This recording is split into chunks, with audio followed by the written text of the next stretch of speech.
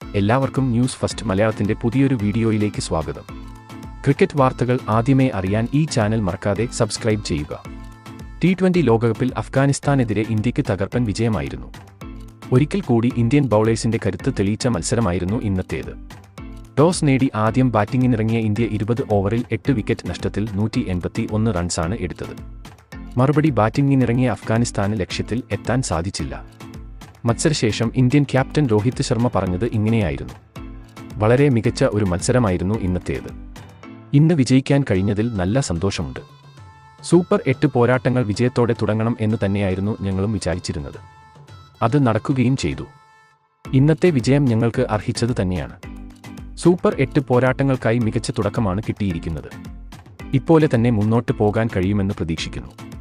ഇന്നത്തെ സൂര്യകുമാർ യാദവിന്റെ പ്രകടനം വളരെ മികച്ചതായിരുന്നു. സൂര്യ ഇന്ന് അവന്റെ കഴിവ് പുറത്തെടുത്ത് വളരെ നന്നായി തന്നെ ബാറ്റ് ചെയ്തു. എന്നിരുന്നാലും ബാറ്റിംഗിൽ കുറച്ചുകൂടി അഴിച്ചുപണികൾ വേണ്ടിവരും. കാരണം കോഹ്ലി ഉൾപ്പെടെയുള്ളവരുടെ ഫോം വളരെ നിരാശാജനകമാണ്. അതുകൊണ്ട് തന്നെ ഇതുവരെ അവസരം കിട്ടാത്ത സഞ്ജു, ജയ്സ്വാൾ എന്നിവർക്ക് അടുത്ത മത്സരങ്ങളിൽ അവസരം കൊടുക്കുന്നതിനെക്കുറിച്ച് ഞങ്ങൾ ആലോചിച്ചു വരികയാണ്. സഞ്ജുവിനെ പോലെ ഒരാൾ മധ്യനിരയിൽ ഉള്ളത് ടീമിൽ വളരെയധികം ഗുണം ചെയ്യും. അതുകൊണ്ട് തന്നെ സഞ്ജു അടുത്ത മത്സരത്തിൽ കളിക്കാൻ പദ്ധതിയുണ്ട്. അതുപോലെ തന്നെ അഫ്ഗാനിസ്ഥാനും നന്നായി തന്നെ കളിച്ചു. അതുപോലെ തന്നെ ബൗളർമാരും അവരുടെ ജോലി കൃത്യമായി തന്നെ ചെയ്തു. പ്രത്യേകിച്ചും ബുംറയുടെ പ്രകടനം അത് എടുത്തു പറയേണ്ടത് തന്നെയാണ്. കൃത്യമായ സമയത്ത് വിക്കറ്റുകൾ വീഴ്ത്താൻ ബൗളർമാർക്ക് സാധിച്ചതാണ് ഞങ്ങളെ വിജയത്തിലേക്ക് നയിച്ചത്. എന്തായാലും ഇന്ത്യൻ കളിക്കാർ എല്ലാവരും തന്നെ മികച്ച പ്രകടനമാണ് കാഴ്ചവെക്കുന്നത്. വരും മത്സരങ്ങളിലും ഇതേപോലെ മികച്ച പ്രകടനങ്ങൾ കാഴ്ചവെക്കാൻ സാധിക്കും എന്നാണ് ഞങ്ങളുടെ വിശ്വാസം എന്നും രോഹിത് വ്യക്തമാക്കി. ഇന്ത്യ ഇന്ന് നന്നായി തന്നെ കളിച്ചു. ബാറ്റിംഗിലും ബൗളിംഗിലും മികച്ച പ്രകടനം തന്നെയാണ് കാഴ്ചവെച്ചത്.